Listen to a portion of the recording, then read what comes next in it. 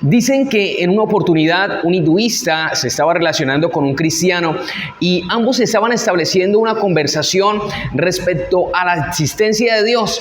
El cristiano trataba de explicarle que Jesús había venido a la humanidad para explicarle que realmente necesitaban un cambio, necesitaban una transformación y que Jesús quería morir por nosotros para establecer una mejor relación con el ser humano. Pero entonces el hinduista le parecía bastante difícil asimilarlo. Y bueno, cuando iban caminando, ¿verdad?, hacia un lugar que ellos habían designado para seguir la conversación, en ese momento llega el hinduista y él se tropieza con un hormiguero, con un lugar así, con esas construcciones que hacen las hormigas, bastante hermoso, ¿verdad? Esa arquitectura que diseñan para sus hogares las hormigas. Y entonces, cuando el hinduista se estrelló contra este lugar, todas las hormigas salieron alborotadas corriendo hacia un lado y otro. Y en el momento el hinduista se preocupó y llegó y dijo, ¿cómo le hago a entender a las hormigas que realmente yo no quería hacerles daño y que realmente quiero ayudarles?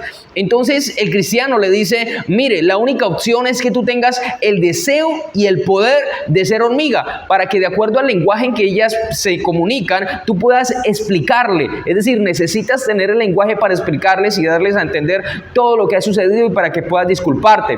Entonces dijo, esto está bastante complicado. Dijo, pues eso fue precisamente lo que hizo Jesús con la humanidad. Jesús descendió a la tierra y está tratando de explicarle al ser humano que Él no quiere dañar al ser humano, que Él no quiere lastimarlo, que Él no quiere enviarle al infierno. Por el contrario, Él le ama y quiere ayudar al ser humano, pero cuando el ser humano elige el pecado, está erigiendo el infierno. Entonces, Dios hizo al hombre para que pueda comunicarse con Dios, para que pueda relacionarse. Y Jesús vino a la tierra para enseñarnos cuál es el camino, el cual nos va a llevar a la vida eterna. Entonces, cuando nosotros perseveramos en la oscuridad, cuando perseveramos en el pecado, llegamos a creer que ahí está la solución para sentir placer y felicidad en nuestra vida, pero la oscuridad no puede expulsar la oscuridad, solo la luz puede hacer eso. El odio no puede expulsar el odio, solamente el amor puede hacer eso. Eso es una frase que en una oportunidad dijo Martin Luther King. Es decir, necesitamos de la luz de Dios, porque perseverando en la oscuridad solamente vamos a tropezar continuamente en muchas decisiones torpes que vamos a tomar. ¿Por qué? Porque la mente puesta en la carne sencillamente es enemiga de Dios. Los designios que en una oportunidad fueron santos, ahora son carnales. En la época de Adán y Eva, nuestros designios eran hacia Dios, inclinados hacia Dios. Nuestros pensamientos, nuestros deseos, ¿verdad? Todas nuestras pasiones eran inclinadas hacia Dios. Pero en el momento que Adán y Eva decidieron el pecado, nuestra naturaleza cambió completamente y ahora tenemos dificultad para acatar órdenes que puedan venir de una autoridad.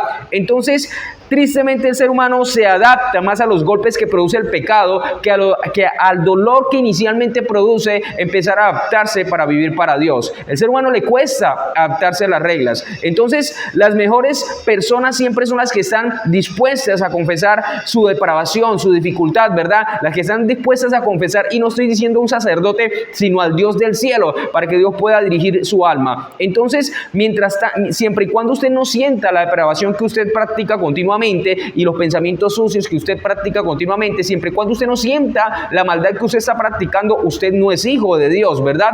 Ahora, ¿por qué? Porque cuando usted está en el pecado es como si usted tuviera vestiduras espirituales sucias, y cuando una persona tiene una vestidura espiritual sucia no siente cuando una suciedad adicional se está incorporando a su vestidura, mientras que una persona cuando viste de blanco y siente que practica el pecado, la persona al instante comienza a ver que eso ha incomodado su vestidura espiritual, porque le ha cambiado la apariencia real que Dios le puso, una apariencia santa, limpia y pura. Por eso el cristiano se preocupa por aislarse del pecado, ¿verdad? ¿Por qué? Porque siente la suciedad por la nueva vestidura espiritual que Dios le ha asignado. Entonces podemos tener el deseo de entregarnos a la necedad, pero esto no va a generar un impacto positivo en nuestra vida. Por eso es necesario que nosotros podamos dejar que Dios pueda trabajar en nuestro corazón, tener una actitud humilde y dejar que Dios trabaje cambiando nuestra mente en la medida que nosotros nos acercamos a la lectura bíblica. Entonces, Casi siempre cuando las personas terminan pecando, es como si desearan que Dios no existiera, ¿verdad? Y con ese deseo están expresando odio hacia Dios.